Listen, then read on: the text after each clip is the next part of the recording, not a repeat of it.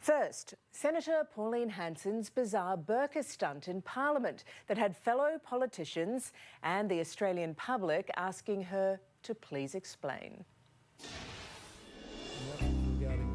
It was just another dull afternoon in the Senate when a shadowy figure appeared. Suddenly there was a gasp and the hot air was sucked out of the chamber. Oh, what on earth? Senator Hanson had gone Burqa. I've been advised by the clerk via the attendant that the identity of Senator Hanson was established before she entered the chamber. But we'll continue with question time. None of it took the firm-talking Michaelia Cash's breath away for a moment. The Employment Minister didn't flinch. Well, thank you, Mr President. Well, when a registered organisation donates to the political campaign... While Darren Hinch called for a full Senate makeover. If Senator Hanson can stay here unchallenged, I understand that she's not a Muslim, is not of Islamic faith. Can I appear tomorrow in fancy dress unchallenged? Senator Hanson. It didn't take long before a question was fired toward the woman in black. I'm quite happy to remove this because this is not what should belong in this Parliament. Senator Brandis, in light of our national security of this nation, will you work with the... to actually ban the burqa in Australia? In light of what is happening with national security, there has been 13 foiled national threats against us with terrorism, 3 that have been successful, and Australians have lost their lives. Order. What I would like to ask on behalf of the Australian people, considering there has been a large majority of Australians wish to see the banning of the burqa. Senator Brandis. Thank you, Mr President. Senator Hanson, no, we will not be banning the burqa. And then the Attorney-General also went burqa. I am not going to pretend to ignore the stunt that you have tried to pull today.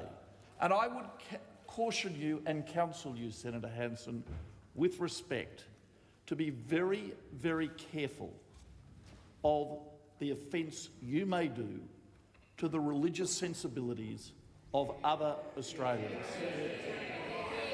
The stunt then moved him to tears.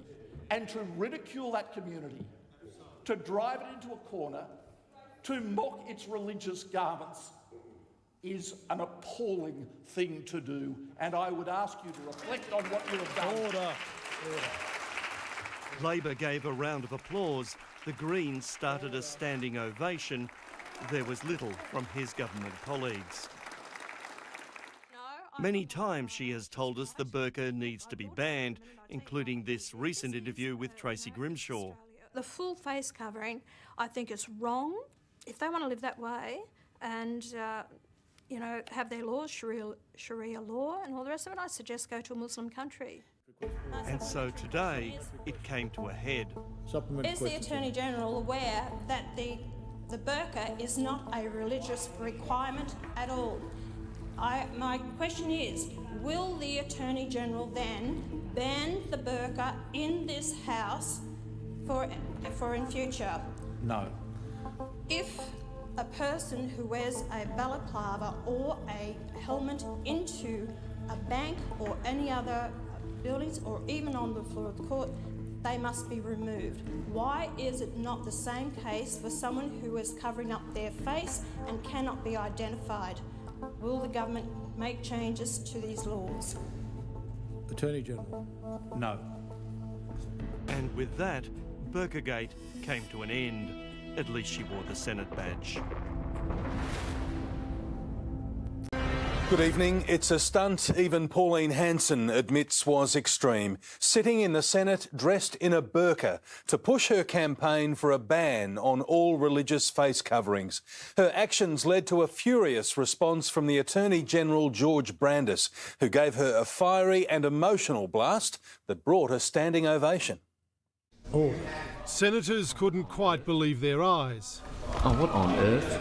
And the Senate President, Stephen Parry, wasn't entirely sure what to do. I'm just going to reflect on the mode of dress that Senator Hanson is is using. If Senator Hanson can stay here unchallenged, can I appear tomorrow in fancy dress? Pauline Hanson had been asked to remove her headpiece to be identified by the clerk before entering the chamber. Senator Parry revealing the burqa isn't on the list of forbidden Senate attire, such as pyjamas and things like that. But when she stood to ask her question, I'm quite happy to remove this because this is not what should belong in this parliament. giving voice to her obvious point.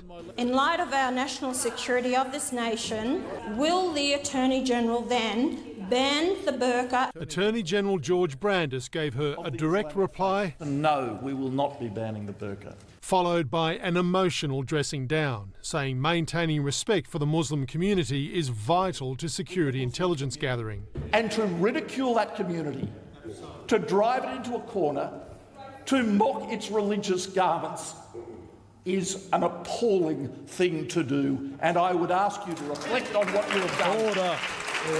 Sparking the rarest of displays in Parliament, a standing ovation from Labor and the Greens, if not from his own senators.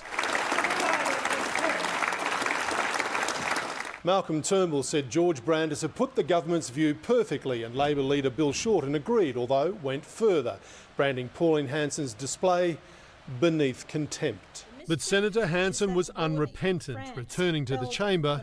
I call on the government to ban full face coverings in public places. And on the way out, This can never be allowed to be part of our future, full face covering in Parliament. her views now fully unveiled. Mark Riley, 7 News. Good evening. Pauline Hanson has been condemned for wearing a full burqa in the Senate in a bid to have the Muslim headwear banned. The stunt backfired when Attorney-General George Brandis was given a standing ovation after labelling her actions appalling, insensitive and potentially dangerous. Here's Lane Calcutt. Oh, what on earth? It was a bizarre end to a bizarre week. Question time in the Senate and Pauline Hanson in full burqa. I'm just going to reflect on the mode of dress that Senator Hanson is using. It was, at best, a tasteless, silly, some would say disgraceful stunt as she tries to have the Muslim headdress banned. I'm quite happy to remove this because this is not what should belong in this Parliament. Taking it off to ask the Attorney-General if he'd support a ban. Senator Hanson, no, we will not be banning the burqa. Leading to extraordinary scenes as an emotional George Brandis, Labor and the Greens turned on the One Nation leader. Be very, very careful of the offence you may do to the religious sensibilities of other Australians. And to ridicule that community, to drive it into a corner, to mock its religious garments is an appalling thing to do, and I would ask you to reflect on what you have done. Order. Applause, a standing ovation. Pauline Hanson divides the nation, but united the opposition benches. Government senators stayed seated. It is one thing to wear religious dress as a sincere act of faith. It is another to wear it as a stunt here in the Senate chamber. These are the views of a hateful, ignorant, bigoted individual. She later made her case on Facebook. Do we want to see, eventually on the floor of our Parliament, people walk in there wearing a full burqa for security reasons as well? It is very important, and another thing is it's un-Australian. It shocked Muslim Labor MP Anne Alley. I think it's a disgraceful mockery of our Parliament. Well, a short time ago I asked Lane how he thinks the stunt will play out among voters.